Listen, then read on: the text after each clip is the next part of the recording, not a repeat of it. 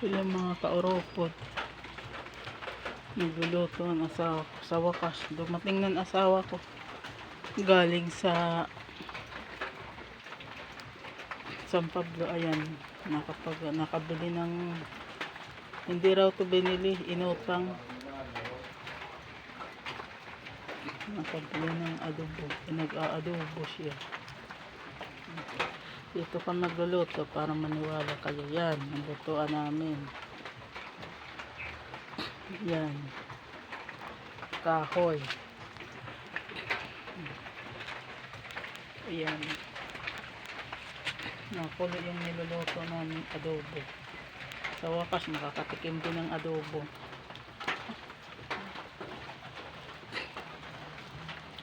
Mayroon kasi siya mga kamag-anak sa palengke nga na doon nagtitinda. Mga pinsan na.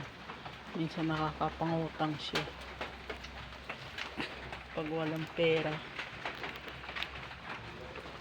Siguro na sa pasawaray na looy. Tapos pag nagkapera kami, saka na lang yung binabayaran. O kaya hinahulog-hulugan.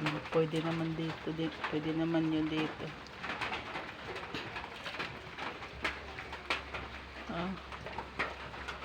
Nakulo na ang aming adobo. Hindi pa kami nakain ng agahan eh. Hindi pa nga ako gutom ngayon eh. Ayan.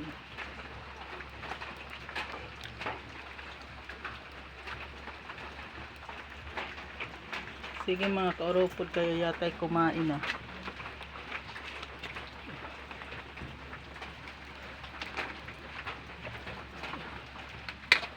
Haluin. Pagdating kasi dito sa sa pagluluto, siya ang tagaluto, hindi ako.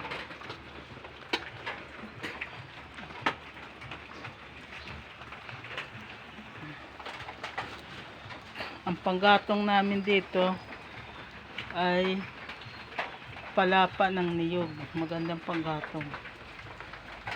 Doon sa Samar, ginagamit din yan sa atin. At tawag naman sa atin ay palwa.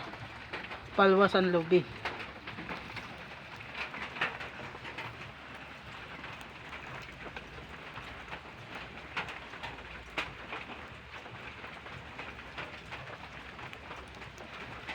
Ayan, masarap yan mamaya pag naluto.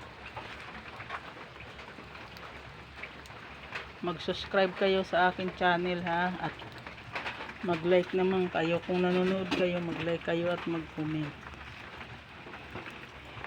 Ingat kayo, maulan dito sa amin.